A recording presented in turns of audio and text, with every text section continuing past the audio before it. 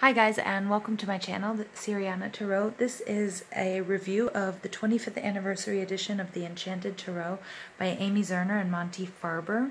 It comes in this very beautiful box. The cards are quite large, so you can get an idea. I can place both of my hands over it. So I was a little bit disappointed because I was hoping it was going to be a more usable deck for me. But it is just so beautiful and it means a lot to me. I started using this deck a number of years ago when I first started out with the tarot, and so the images for me just remind me of this time in my life, and you know, it's so funny how we have them in our memory. And so this deck speaks to me in particular. Although I am a little disappointed, I'll show you how large the cards are. But again, it's nice to have different sizes.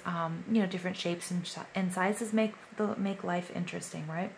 So it comes in this beautiful box, okay? 25th anniversary edition. So if you're thinking about buying it online, just pay attention to, you know, if it says 25th anniversary edition. It opens from the top here. All right, and inside we have a really awesome, super thorough Enchanted Tarot book. All right, it also comes with this funky little bag, this like very royal purple bag, so really gorgeous, okay, really soft, sort of velveteen bag. And then finally the cards, so you can see how big the cards are. All right, again, I'm not affiliated with the authors or anybody who sells this. It's just my personal opinion of this deck. Okay, so here we get an idea of the cards and the size of them. They're a bit hard to shuffle, but they're worth it.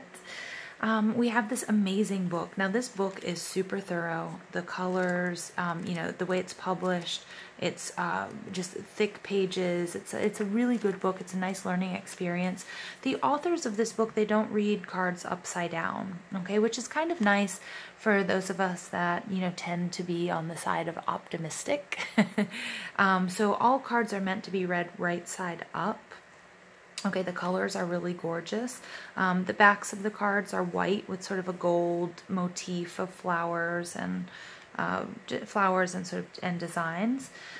Before we get to the deck, though, I'll take a look at the book here. Again, it's very thorough. They have the, you know, they give you the history because this is a 25-year anniversary edition. They give you the history of the tarot and the authors, a nice introduction. It's all quite lengthy, so I'm not going to read it.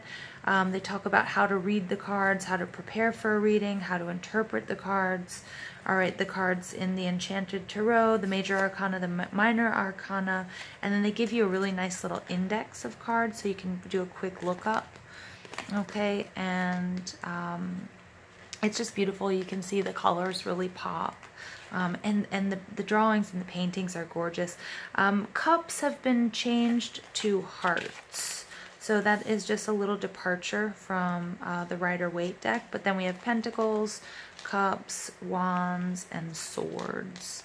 All right, so the first card that popped out here is the King of Pentacles. So we can see it's here. It is quite big. All right, just to get an idea. All right, it's big. It's almost the same size as my whole hand. The green is a beautiful, beautiful kind of pea green, which I absolutely love. So the King of Pentacles here, it gives us the dream. All right, so it tells us, you know, despite his warrior dress and glittering royal crown, the King of Pentacles is a jovial son of the earth. He doesn't seek out the lords and ladies of his kingdom, as does his wife, the queen, but prefers best the company of farmers who work hard for their living. He enjoys animals too. He has worked hard all of his life, and through steadfast and solid effort has won a great estate and much success. Now he wishes to enjoy it and preserve it for his queen and their children.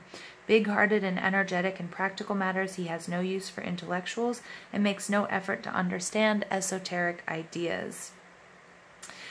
His only scholarly skill is in mathematics because he finds its predictability and accuracy eminently practical in his affairs. In other ways, he is slow to change, possesses little taste, and his social graces are a little raw. He is truly a diamond in the rough. All right, so that's just the dream. The awakening, With the king's self-discipline and a solid sense of purpose, you will achieve success in your material affairs. Try to interact instinctually with all you meet and do not be confused by one's wealth. Maintain your ties to the natural world because this will fortify you in your dealings. Be aware that the appearance of the King of Pentacles in a reading may mean that a person with his qualities should soon appear in your life. And finally, the enchantment. Reward yourself by visiting either a botanical garden or a florist shop. Look around at the plants. Think about the faraway places that they have traveled from. Admire their diverse colors and shapes.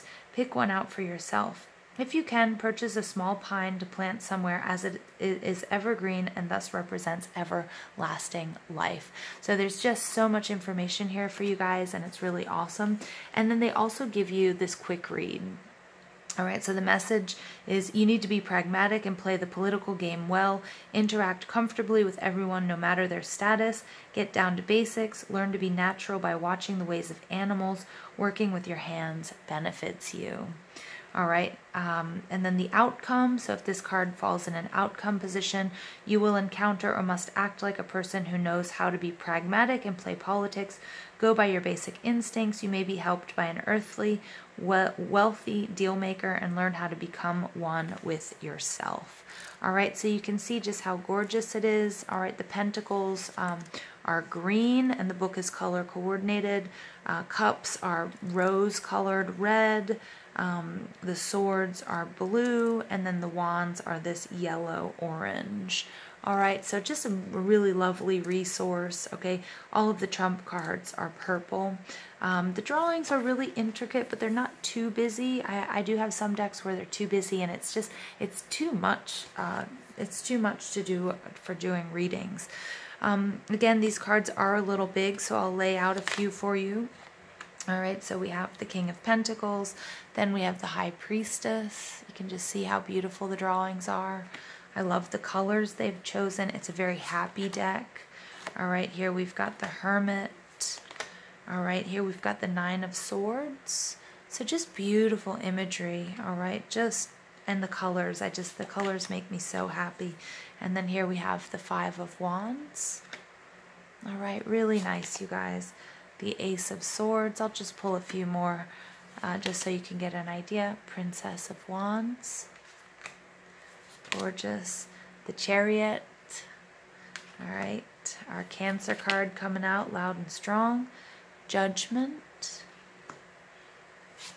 All right. The Emperor. Okay. Seven of Swords. All right, Princess of Hearts, or as we know, the Princess of Cups. All right, we'll stick that there. All right, again, a trump card. All right, here we go, and also the Four of Hearts, or the Four of Cups. All right, so I highly recommend this deck. If you have smaller hands, this is definitely going to be a harder deck to shuffle. You know, I try to shuffle it like this. And you can see I'm pretty unsuccessful unless I practice with it a little bit beforehand. You could also just sort of do, you know, a sideways shuffle with it. All right, so it could be a little bit easier. Okay, so you could do a sideways shuffle that might work a little bit better. Shuffling it like this is going to be quite difficult. I mean, it's just too much. They're just too big. All right, but they are beautiful cards, beautiful energy, beautiful drawings. They come with this very beautiful velveteen bag and a superior book. And I hope you enjoy this deck if you decide to get it, or if you have it. Please leave me comments, and I wish you well, and I hope you have a beautiful day. Thanks for listening.